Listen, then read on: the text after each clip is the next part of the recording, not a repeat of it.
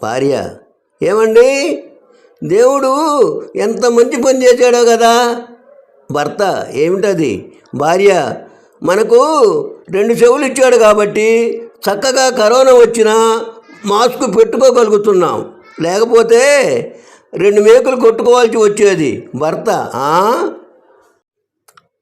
చింటూ, చక్కెర ఇసుక కలిపిన మిశ్రమాన్ని ఎలా ఏరు చేయగలరో చెప్పు చూద్దాం అడిగింది టీచర్.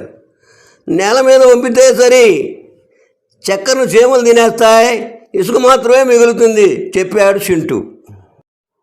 కస్టమర్: సార్, మీ కంపెనీ సబ్బు ఏడాదిగా వాడుతున్నాను, నేను ఏమాత్రం రంగు మారలేదు, మీ కంపెనీపై కేసు వేస్తున్నాను. కంపెనీ యజమాని: అవునా, ఇప్పటి వరకు ఎన్ని సబ్బులు వాడావు?